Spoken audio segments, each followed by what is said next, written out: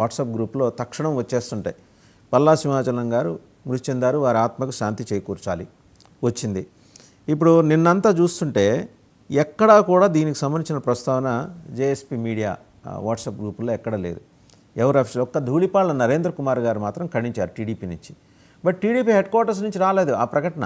TDP జాతీయ అధ్యక్షుడి నుంచి రాలా, జనసేన అధ్యక్షుడి నుంచి రాలా, బీజేపీ అధ్యక్షురాలు నుంచి రాలా. మరి పురంధరేశ్వరి గారు ఏంటి మస్తానరావు గారు ఇది? ఈ పార్టీలు కూటమి పార్టీలు అయితే ఈ విషయంలో నిద్రపోతున్నాయని చెప్పారు. నిజానికి అమరావతి మహిళలే వాళ్ళు యాక్టివ్గా ఉండి వాళ్ళు జరిగిన ఏదైతే అపచారం ఉందో వాళ్ళ కుటుంబాలను ఏ విధంగా తోలనాడారో, ఒక ఆత్మహత్యా సదృశ్యంగా ఎట్లా మాట్లాడాడో ఏంటి అనేది వాళ్ళు రియాక్ట్ అయ్యారు. ఫస్ట్ పార్టీలు ఏమి రియాక్ట్ కాలేదు, ఇక్కడ వాళ్ళే ఐడెంటిఫై చేశారు, వాళ్ళే ప్రత్యక్ష చర్యకు దిగారు. అసలు వాళ్ళు నిన్న ఎవరైతే ఉన్నారో కృష్ణరాజు గారి దగ్గర కూడా వెళ్ళారు వాళ్ళు. సో ఇవన్నీ జరుగుతున్నా కూడా ప్రభుత్వం నిద్రపోతుంది. ఇంకోటి కూడా చెప్తాను నేను, వైఎస్ఆర్సీపీ ఏముంటదంటే ఆయన అది వ్యక్తిగతమైన అభిప్రాయం చేస్తున్నారు, రాజకీయ రంగు ఉంటుంది. అసలు రాజకీయ రంగు పురోగతం కాదు. మీరేం చెప్తున్నారు? మీరు ఆ వేష్యలు అంటాన్ని మీరు ఎలా రియాక్ట్ అవుతున్నారు? మహిళలు అంటే గౌరవం ఉంది, ఏదో రొటీన్ భాష చెప్తా ఉంటారు, ఆ భాష కాదు. అక్కడ చెప్పాల్సింది ఏంటి? అది వేష్యల రాజధాని అన్నారు, అది తప్పు, అది కాదు. అది అమరావతి అనేది ఒక మంచి ప్రాంతం, అది మన రాజధాని. ఆ విధంగా మాట్లాడుకుండాల్సింది. మేము దాన్ని ఖండిస్తున్నాము, మేము ఎట్టి పరిస్థితుల్లో అటు టెలికాస్ట్లో తీసేస్తాము, క్షమాపణలు చెబుతున్నాము. ఆయన కూడా కృష్ణరాజు అనే వ్యక్తిని ఇకపై మేము డిబేట్లు కూడా పిలవము అనే టైప్లో ఒక ప్రకటన జారీ చేస్తే ప్రజలు కొంతవరకు సంపాదించుకుంటారు. అంతేగాని రాజకీయ రంగు పురుగుతోంది, మామూలుగా ఉంటుంది, ఇట్లా ఇది రొటీన్ కోర్స్. మహిళలంటే గౌరవం ఎవరు అందరికీ ఉంటుంది, అందరికీ చెప్తే అది మహిళలంటే గౌరవం ఉందంటే ఇక్కడ నిన్న మనం రౌడీ షీట్లను పరామర్శించాము, ఆ కానిస్టేబుల్ భార్యని వదిలేసేసాం. మహిళలంటే గౌరవం ఉందా లేదా మనకు అర్థం అవుతుంది. మరి ఎక్కడ మహిళలను వేధించిన రౌడీ షీట్లను పరామర్శించాము, మహిళలు కొట్టిన కానిస్టేబుల్ భార్య ఓ పక్కన ఏడుస్తుంది. జగన్ గారు వచ్చిన తర్వాత మేము అక్కడి నుంచి ఉన్నాం, ఊరొదిలి వెళ్ళిపోతాం అంటున్నారు. జగన్ గారు అక్కడ మంచి చేసే విధానం అయితే ఆ మహిళను కూడా ఆయన్ని పరామర్శించాల్సింది, ధైర్యం చెప్పాల్సింది.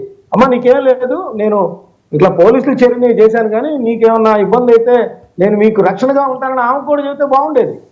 ఇప్పుడు ఈ విషయంలో కూడా రొటీన్ కోర్సు మహిళలంటే గౌరవం వైఎస్ఆర్సీపీకి అలా చెప్పడం కాదు.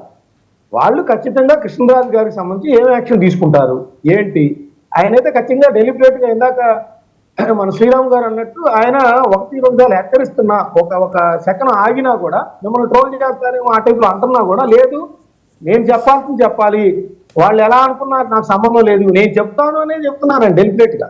దానిలో అది మనం గమనించాల్సిన అంశం. ఇంకోటి ఏంటంటే ఆ వివరణ ఇచ్చినప్పుడు కూడా ఆయన యొక్క ప్రమాదాన్ని కానీ జరిగిన పొరపాటుని కానీ ఆ సీరియస్నెస్ ని కానీ గుర్తించకుండానే వివరణ ఇచ్చారు.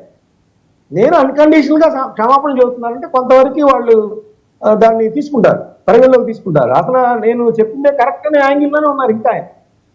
సో నేననేది ఏంటంటే ఇట్లా రాజధాని గురించి మాట్లాడుకో, ఆల్రెడీ పరిశ్రమలు రావట్లేదు, పరిశ్రమలు ఆగిపోతుంది. ఆ ఏరియాలోకి ఎవరన్నా రావాలంటే కూడా ఇప్పటికీ ఒక 2 అడుగులు ముందుకెళ్తే 4 అడుగులు వెనక్కేస్తారు. ఇలాంటి పరిస్థితుల్లో అక్కడ ఇట్లాంటి దుష్ప్రచారం వచ్చిందనుకోండి, ఇంకెవరు వస్తారు అక్కడికి? ఎవరు రారిక. ఈ టైపులో మాట్లాడుతూ ఉంటే, మేధావుల ముసుగులో మాట్లాడుతూ ఉంటే ఎలా కుదురుతుంది?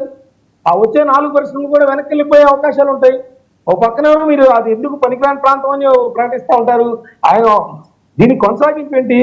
డీజీపీ ఆఫీస్ దగ్గర ఇంకోటి చోట ఒక 500 ఎకరాలు కట్టుకోవచ్చు కదా, అమరావతి అక్కడే ఎందుకు కడుతున్నారు అనేది మొన్న జగన్మోహన్ రెడ్డి గారు కూడా ఇచ్చారు. దానికి కొనసాగింపుగానే ఇప్పుడు కృష్ణరాజు గారు మాటలు వచ్చాయి. కృష్ణరాజు గారు ఎవరి బ్యాక్గ్రౌండ్ లేకుండా మాట్లాడారనేది అనుకోవట్లేదు. అది నిజమే. కానీ మస్తానరావు గారు, సరే ఈ అంశం పక్కన పెడితే వైసీపీ దాన్ని టెక్నికల్గా తీసుకెళ్ళాలి. ఏమని? ఇది వరద ముంపునకు గురయ్యే ప్రాంతం ఇప్పుడు అంతా ఉన్నది కూడా. మేము ఒక 4 గ్రామాలు వాళ్ళ దగ్గర, ఇన్ఫ్యాక్ట్ 4 గ్రామాలకు సంబంధించిన ప్రణాళిక ఉంది. మీకు తెలుసు, కంతేరు, జొన్నలగడ్డ, కొప్పురావురు, పెదకాకని, ఈ 4 కొంత అప్లాండ్లో ఉన్నాయి. అక్కడ క్యాపిటల్ కట్టుకుందాం అని ఒక కన్స్ట్రక్టివ్ ప్రపోజల్ కనుక తీసుకొస్తే మర్యాదగా ఉండేది. మధ్యలో ఈ మెరమెచ్చు మాటలు ఎందుకండి? అంటే కన్స్ట్రక్టివ్ అనేది లేదు కదా సార్. ఫస్ట్ నుంచి ఏంటంటే అది ఒక వర్గానికి చెందింది. మీరు చెప్పిన కంతేరు ఆ ఏరియా కూడా ఆ వర్గంలోనే ఉంటారు కాబట్టి మనకు అది ఇష్టం లేదు. అందుకని నాగార్జున యూనివర్సిటీ ప్రపోజ్ చేస్తారు, యూనివర్సిటీ మొత్తం చేస్తుంది అక్కడ కట్టుకోవాలనో, లేకపోతే డీజీపీ ఆఫీస్ దగ్గర కొండల మధ్య కట్టాలి.